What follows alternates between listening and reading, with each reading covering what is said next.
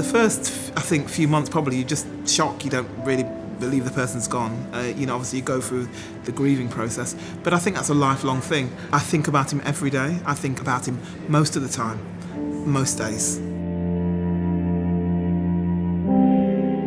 When I finally managed to come out from the hospital, I remember opening up the window in the cab and just letting the breeze blow on my face. And all the cherry blossoms were out, and it was such a wonderful feeling. I really appreciated being able to come out of hospital and just come home.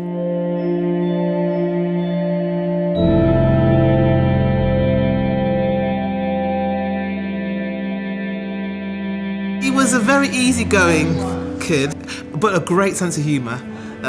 A bit risque sometimes, very kind, very generous, very warm.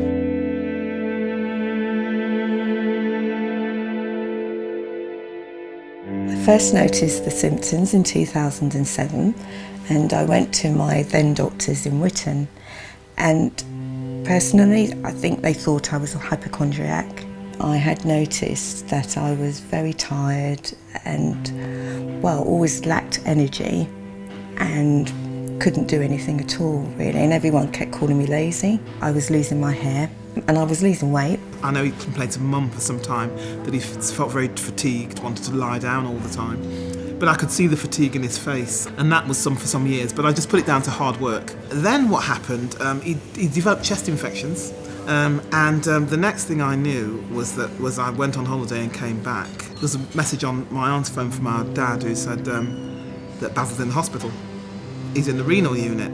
He was admitted in a crisis, and that's what happens to a lot of people with myeloma.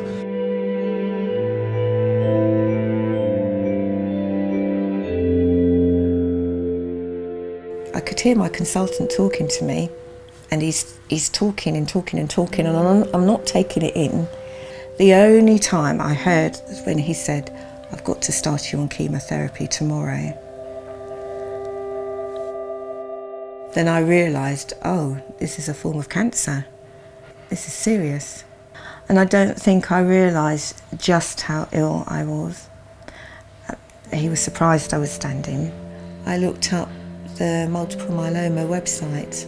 That's when it really hit me that I might not live through this. Part of the painful process for me was letting my family know, and then looking at my brothers crying, and my dad crying, my mum crying. When the results came back, he rang to tell me that it was myeloma. He was in hospital at the time. When I first heard the term, I didn't know what it was. Oh, just disbelief, really. Yeah, that it had happened.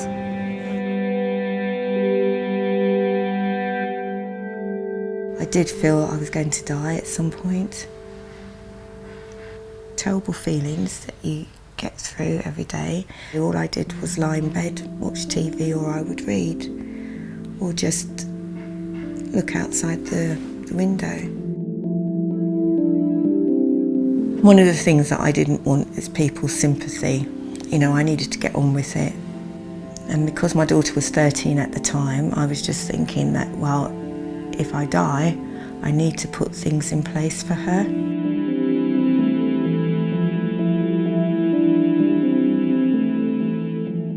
Yeah, I said to Mum, I think we're going to lose him, because he looked so ill when he went in. I remember having cliched, discussions with Basil, we're all in the same boat and we're all going to die, And Basil said to me, but when you've been diagnosed with something, it's completely different. He said, I look at life differently now. I see people holding a candle, basically. We're all guarding a flame.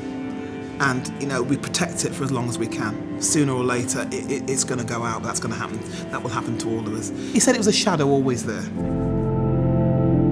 In terms of the future, multiple myeloma, it's not one disease, it's many. So therefore, I think possibly talking in terms of a cure may be optimistic.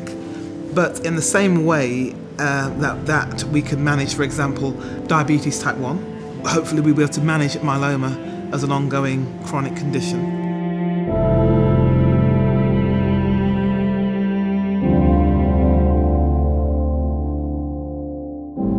With my daughter, I don't want her to stop her life because she's always constantly worrying about me, and hoping that I can hold out to see her graduate. So I'm doing everything that I know is possible. And the new things that I started looking into was the cello, and I've always been passionate about music. It's very comforting, very soothing, and when you want to be by yourself, it's just something that you can play and relax. And yeah, I just go out to more parties and just do a lot more things now and challenge myself, because you don't have much time, and whatever I can do, I will do it now. Just hoping that there will be a cure someday for all my little sufferers.